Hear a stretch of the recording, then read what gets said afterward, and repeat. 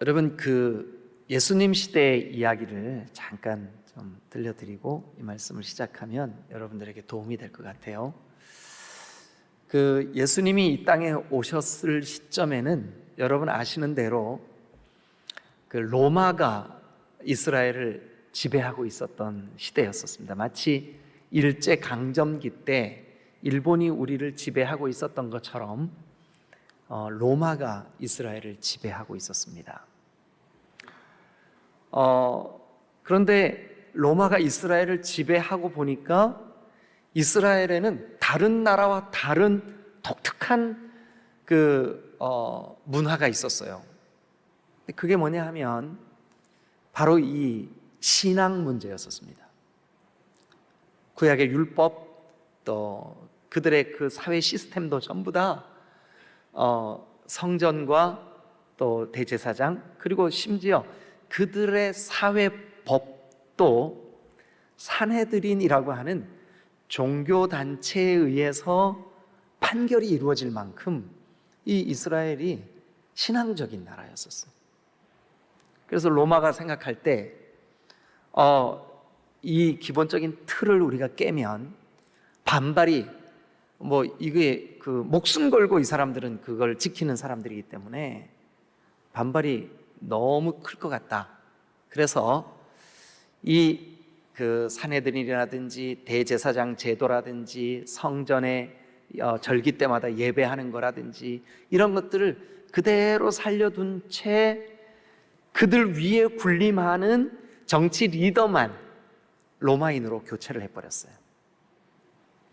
그래서 우리가 아는 대로 총독, 로마가 파송합니다. 또 대왕, 왕, 헤롯, 이건 누구에 의해서 세워진 거냐 하면 로마에 의해서 세워진 겁니다.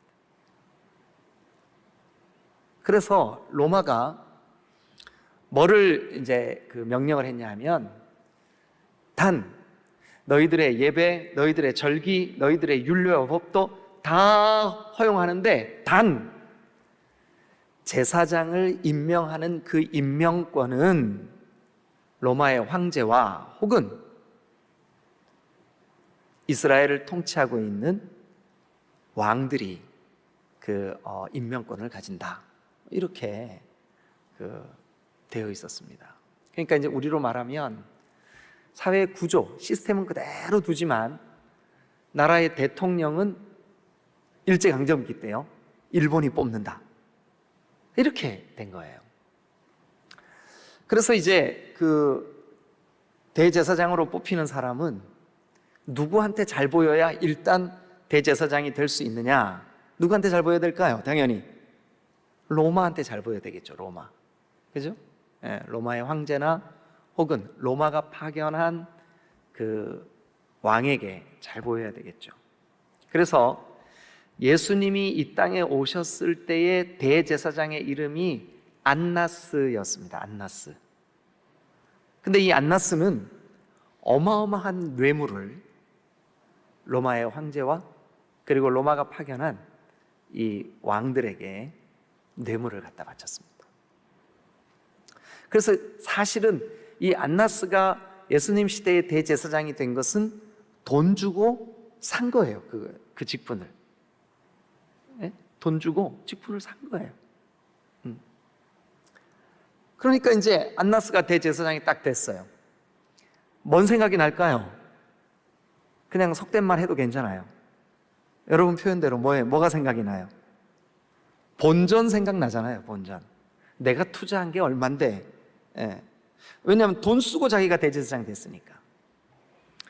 그래가지고 이 안나스가 이 당시에 왕으로 있었던 헤롯에게, 그리고 또 지난번 우리가 가이사랴에 로마의 총독 관저가 있었다 그랬잖아요, 그죠? 그리고 총독에게 가서 뭐를 청탁을 했냐 하면 뇌물을 주면서 이 절기 때가 되고 이제 반드시 3번의 절기는 이스라엘 백성들이 예루살렘에 와서 절기를 지켜야 됐습니다. 그러니까 외국에 이민 가 있는 사람들도 그 절기 때가 되면 이 예루살렘 성전에서 절기를 지키기 위해서 막 어떤 사람들은 막 한 달 길 보름씩 걸어서 말을 타고 예루살렘으로 와서 예배를 드리고 갔습니다. 그런데 여러분 한번 생각해 보세요. 예루살렘 성전에서 성전을 들어갈 때 입장료, 이걸 성전세라 그래요. 근데 성전세는 반드시 세겔이라고 하는 유대인의 화폐로 내야 돼요. 근데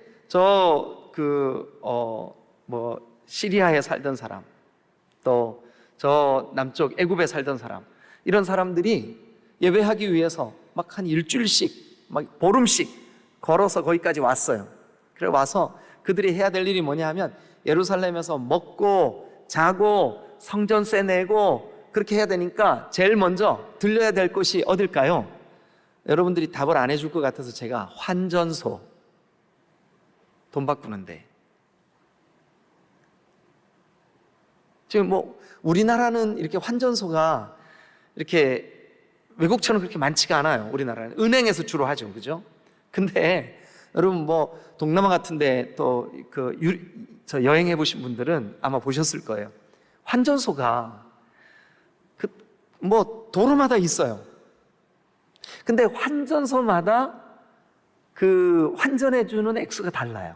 우리는 이렇게 거의 우리은행 가나 국민은행 가나 또 신협을 가나 거의 비슷하잖아요. 이 환전 액수가, 그죠? 근데 외국에 한번 가보시면 특히 이렇게 좀 환전소가 도로 같은데 이렇게 있는 그런 데 가면 이 집하고 옆 집하고 달라요. 환전 액수가. 그래서 우리나라 돈으로 1,000원을 내면 이쪽 집은 25페소 주는데 이쪽 집은 27페소 줘. 그런다고요.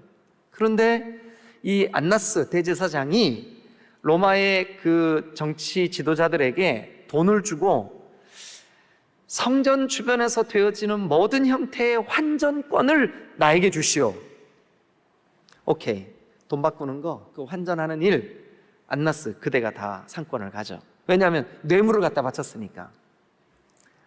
그리고 또 여러분 아시다시피 6월절이든 또 오순절이든 또 장막절이든 이 절기 때 반드시 그동안 내가 지었던 죄 혹은 하나님과의 화목함을 위하여 뭐가 필요했었어요? 재물이 필요했어요. 재물. 돈이 많은 사람들은 소로, 또 중간 중상위 계층은 양으로, 가난한 사람들은 비둘기로 재물을 바쳐야 되는데 성경의 규례로 흠이 있는 재물을 바치면 안 돼요. 만약에 저 북아프리카 애굽에 사는 사람이 재물을 애굽에서부터 끌고 왔다. 그럼 오다가 광야길을 지나야 되고 가시밭길도 지나야 되고 강도 건너야 되고 다칠 수 있잖아요. 그러니까 멀리서 오는 사람들은 당연히 재물을 끌고 올까요? 와서 흠없는 걸 살까요? 어떤 게 더 쉬울까요? 가까이 와가지고 힘들게 끌고 와. 가까이 와서 예루살렘에서 사면 되지. 그죠? 그래서 그 산 거, 그래야 흠없는 거를 구할 거 아니에요. 그래서 흠없는 거를 구하기 위해서 예루살렘에 와서 사는데 그 제물로 바쳐질 제물 판권을 로마 정부로부터 누가 그거를 받았냐 하면 이 대제사장이 받은 거예요. 뇌물을 주고. 그러니까 이 사람 화폐 교환할 수 있는, 그러니까 환전할 수 있는 그 상권, 이게요, 이 당시의 기록에 의하면 말도 안 되는 폭리를 취했다는 거예요. 말도 안 되는 폭리를 취해.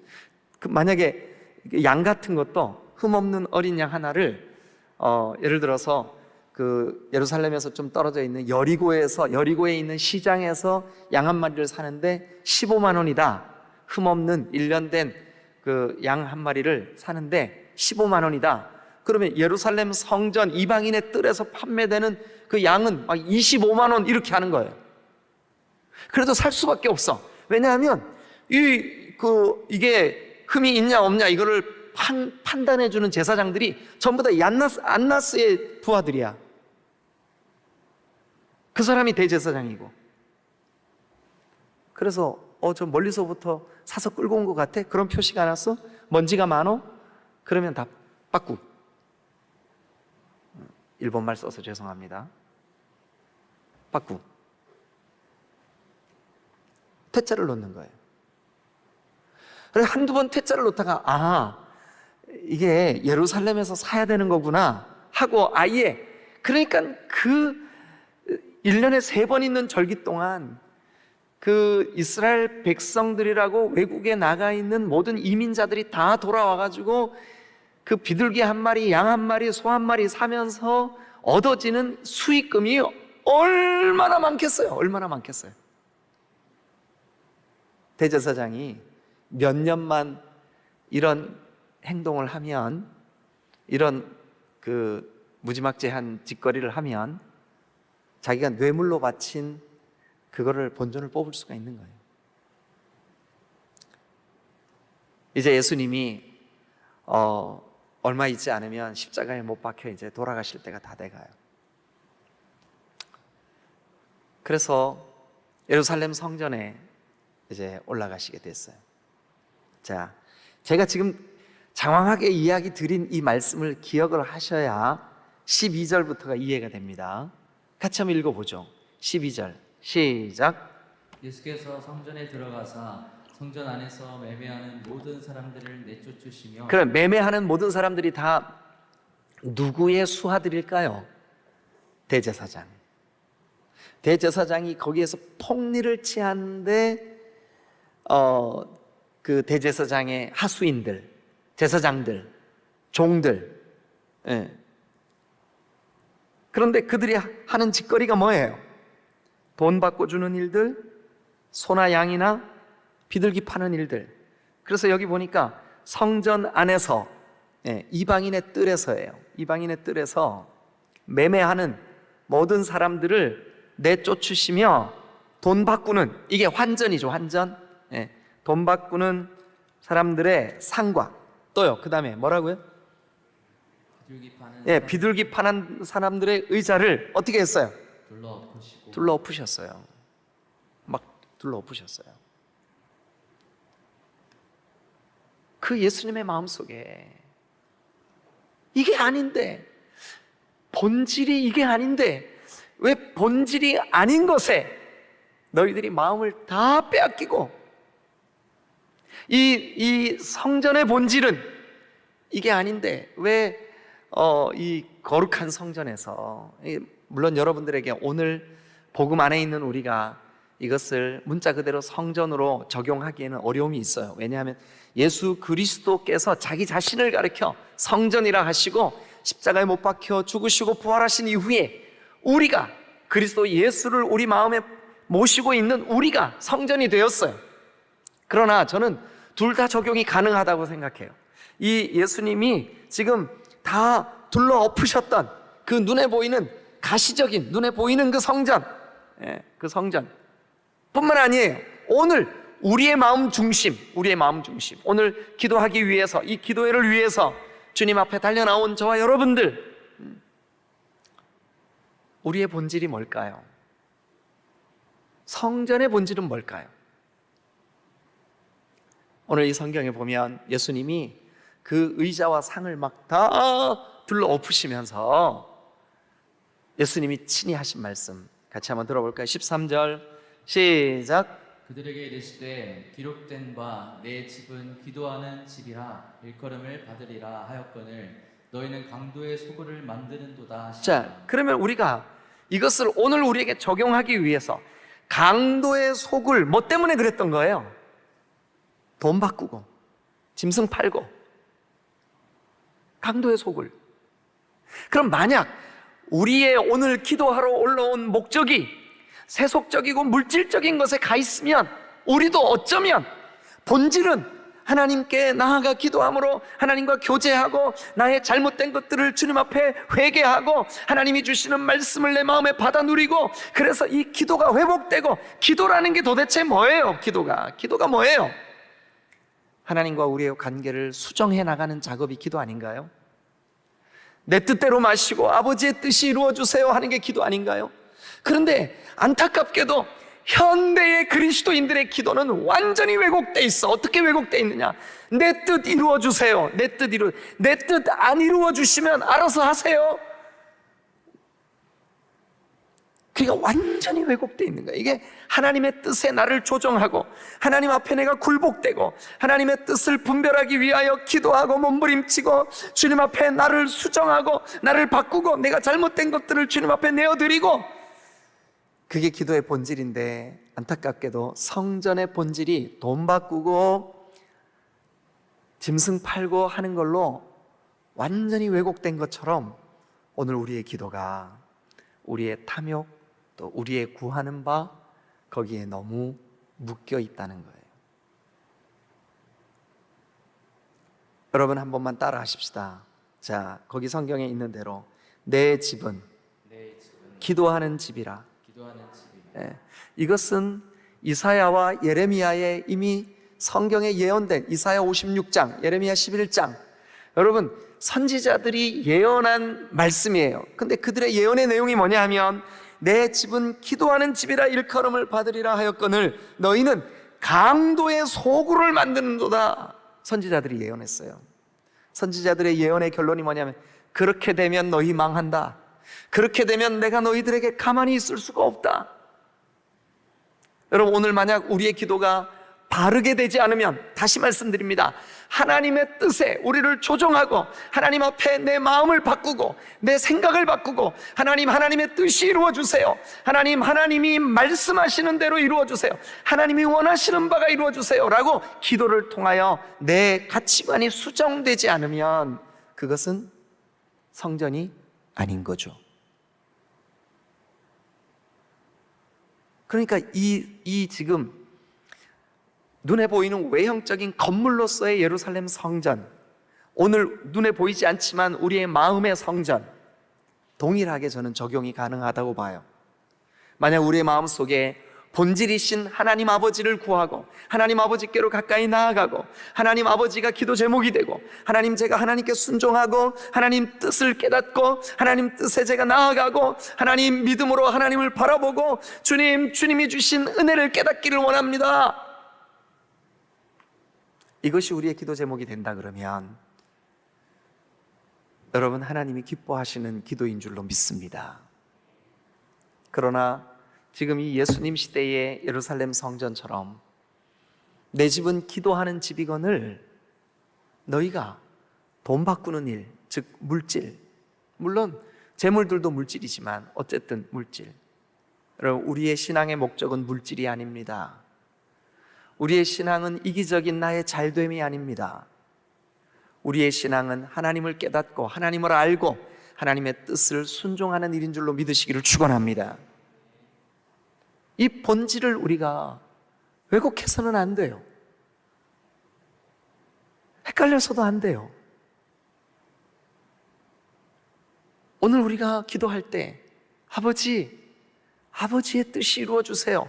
이게 바로 성전에서 돈 바꾸는 자들과 비둘기 파는 자들의 의자를 둘러엎고 그들을 향하여 진노하셨던 예수 그리스도의 심정인 줄로 믿으시기를 축원합니다.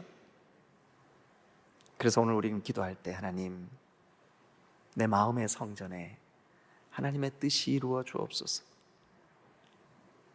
내 마음의 성전에 하나님의 뜻이 이루어 주옵소서.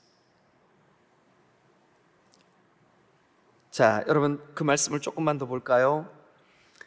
그래서 이제 그 다음도 봅니다. 14절 시작. 맹인과 저는 자들이 성전에서 예수께 나아오매 고쳐주시니. 자, 거기 보니까 맹인과 저는 자들이 성전에서 예수께 나아오매 고쳐주시니, 밑줄 한번 그거 보세요. 이 14절도 굉장히 중요한데 너무 성경을 해석하는 많은 분들에 의해서 이 부분을 등한히 여겨지고 있는 것 같습니다. 왜 이 구절이 중요하냐 하면 보세요. 맹인과 저는 자들이 성전에서 예수께 나오매 고쳐주시니, 이거는 구약의 선지자들이 장차 다윗의 후손 가운데 이 땅에 오셔서 눈먼 자를 보게 하고 저는 자를 걷게 할 그분이 메시아인 줄 깨달아라. 너희의 구세주인 줄 깨달아라. 너희 죄를 용서하실 하나님이 보내신 독생자인 줄 깨달아라. 그러면 14절, 맹인과 저는 자들이 성전에서 예수께 나오매 예수께서 고쳐주시는 걸 보면, 여러분, 성전에서 뭐 해야 돼요? 예수가 그리스도이심을 깨달아야 될 줄로 믿습니다. 예수가 그리스도이심을 깨달아야 돼. 여러분, 결국 기도라는 게 뭡니까? 기도를 통하여 우리 주 예수 그리스도에 대한, 우리 주 예수 그리스도의 주 되심에 대한 더 아주 깊은 깨달음이 저와 여러분들 속에 있어야 될 줄로 믿습니다. 네. 기도는 우리의 만족을 위한 것이 아닙니다. 카타르시스 하기 위해서, 우리의 이 감정적인 쌓인 것들을 해소하려고 기도하는 게 아닙니다. 그리스도 예수의 주 되심을 더 깊이 신뢰하고 확신하고 믿음으로 나아가고, 여러분, 예수 만나시기를 기도를 통하여 더 깊이 예수님을, 그 구주 되심을 깊이 경험하시기를 주님의 이름으로 축원합니다. 그러기 위하여 기도하는 거예요. 그러기 위하여 기도하는 거예요. 내 집은 기도하는 집이라. 그리고 즉각적으로 맹인들과 저는 자들이 예수께 나옵니다. 그랬더니 예수님께서 그들을 고쳐주십니다. 메시아의 사역, 메시아의 행위, 메시아의 결과, 그 메시아를 사람들 앞에서 선포하는 장면. 그러니까 성전에서 되어지는 일, 우리의 마음의 성전이든 눈에 보이는 이 건물로서의 성전이든 간에, 오늘날은 이 성전의 개념이 우리의 마음으로 옮겨와 있어요. 여러분, 이건 오해하시면 안 돼요. 그런데 어쨌든 이 성전에서 되어지는 일은 뭐냐면 그리스도를 확증하는 일인 줄로 믿습니다. 더러운 사탄 마귀의 그 계열들, 세력들, 저 신천지와 같이 그리스도 외에 다른 것이 더 필요하다, 더 해석이 필요하다, 또 그런 선생 중에 선생이 필요하다, 사기꾼 이만희를 그들의 장차 오실 구주처럼 그렇게 여기고 믿고 있는 그런 사이비들이 이 성전 안에서 기도하는 가운데, 우리의 마음 가운데서 분별되어져야 되는 거예요. 기도를 통해서 성령께서 역사하시면 이 일이 이루어질 줄로 저는 믿습니다. 이 더러움의 영들이 한국 교회와 우리 딤돌교회와 우리 이 시대에서 떠나갈지어다. 떠나가야 되는 거예요. 성전의 두 번째 기능, 메시아이신 그리스도를 확증하는 일입니다. 메시아이신 그리스도를 확증하는 것. 자, 확증해서 끝났을까요? 15절을 계속해서 봅시다. 여러분 잘 따라오고 계시죠? 성전의 기능 첫 번째, 기도하는 집이라. 기도하는 집이라. 그 기도는 기도인데 어떻게 해요? 그 돈 바꾸는 일을 통해서 자기의 욕구, 물질적인 자기의 풍요로움을 추구하고 그것 채우려고 하는 게 아니라, 여러분, 하나님의 뜻에 나를 조종하는 올바른 기도의 행위가 성전 안에서 이루어져야 되고, 14절과 같이 메시아이신 그리스도의 사역을 통하여서 눈먼 맹인이 보네? 저는 자가 걷는구나. 저거 이사야가 예언했던 그 말씀이구나. 깨닫고 그리스도 예수가 나의 주 되심을 여러분 기도를 통하여서 깊이 마음에 새기시는 여러분 되시기를 주님의 이름으로 축원합니다. 할렐루야. 15절 다 같이 읽겠습니다. 시작. 대제사장들과 서기관들이 예수께서 하시는 이상한 일과 또 성전에서 소리질러 호산나 다윗의 자손이여 하는 어린이들을 보고 노하여. 노했습니다. 누가 노했을까요? 대제사장들과 서기관들, 즉 이 사람들 기득권자들, 지금 이 성전에서 돈 받고 주는 일과 짐승들을 파는 이 일, 비둘기를 팔고 양을 팔고 소를 팔고 할 때 직접적으로 자기에게 이익이 있는 사람들, 이해관계에 얽혀 있는 사람들은 여러분 엉뚱한 데 자꾸 마음 뺏기는 거예요. 엉뚱한 데 자꾸 마음 뺏기는 거예요. 예배당에 와서 하나님 만나고, 하나님 만나면 인생의 모든 문제 해결되는데 거기까지 가지도 못하고 깔짝깔짝 그저 자기의 필요만 구하다가 돌아가는 이 어리석은 사람들은 예수 그리스도의 본질의 터치하심 앞에 노하죠. 짜증내죠. 아 뭐야, 오늘 내 교회 가고 좀 위로받고 싶었는데 위로는커녕 그냥 말씀으로 나를 막 그냥 후벼 파고 뭐야 이제. 이런 사람들, 신앙의 본질을 망각한 사람들이, 예수 믿는 사람들이 아닙니다. 물질 믿는 사람들이에요. 예수님이 목적이 아닙니다. 번영이 목적인 사람들이에요. 그 사람들이 바로 바알 신자들이요, 그 사람들이 바로 아세라 신자들이에요. 여러분, 우리는 그렇지 않습니다. 그리스도의 십자가를 지고 가다가 때때로 고난을 당할 수도 있습니다. 그리스도의 십자가를 지고 가다가 때때로 우리는, 여러분, 사람들로부터 어려움을 겪을 수도 있습니다. 그래도 내 집은 기도하는 집인 줄로 믿습니다. 내 집에서 그리스도 예수를 만나야 될 줄로 믿으시기를 축원합니다. 그런데 대제사장들과 서기관들은 노해요. 노한다는 건 화가 난다는 거예요. 화가. 왜냐하면 자기의 욕구가 충족되지 않으니까, 자기가 원하는 그 물질의 풍요, 자기가 원하는 그 형통함이 이루어지지 않으니까 분노하는 거죠. 분노하는 거죠. 그 다음 16절 같이 한번 읽어볼까요? 자, 시작. 예수께 말하되 그들이 하는 말을 듣느냐? 예수께서 이르시되 그렇다. 어린 아기와 젖먹이들의 입에서 나오는 찬미를 온전하게 하셨나이다 함을 너희가 읽어본 일이 없느냐? 다시 한번 그렇다부터 빨간 글씨만 시작. 그렇다. 어린 아기와 젖먹이들의 입에서 나오는 찬미를 온전하게 하셨나이다 함을 너희가 읽어본 일이 없느냐? 여러분, 성전에 나오면, 성전에서 기도하면, 여러분들의 마음이 진정한 의미에서 그리스도를 모신 성전이 되면, 여러분 속에 우리도 모르게 우리 디딤돌 교회도 그리스도 예수를 찬미하게 될 줄로 믿으시길 축원합니다. 그러니까 성전과 기도의 본질은 결국 여기 보세요. 그렇다. 어린아기와 젖먹이들의 입에서 나오는 찬미를 온전하게 하셨나이다. 너희는 분노해? 너희는 나를 알아보지도 못하고 너희는 화내? 그러나 아무것도 모를 것 같은 저 어린아이들은 나를 찬양할 거야.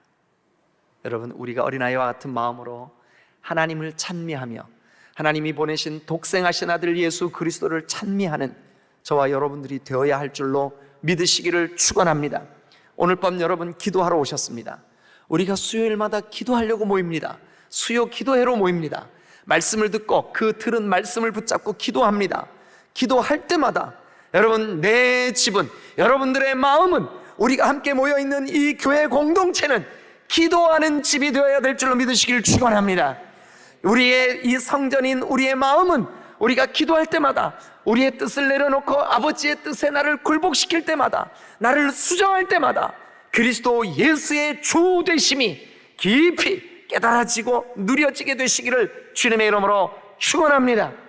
우리가 성전에 나올 때마다, 우리가 성전 되신 구주 예수 그리스도가 우리 중심에 계시는 마음의 성전에서 여러분, 우리가 그리스도 예수를 찬미케 되는, 높여드리는, 찬양하는 거룩한 역사가 있게 되시기를 주님의 이름으로 축원합니다.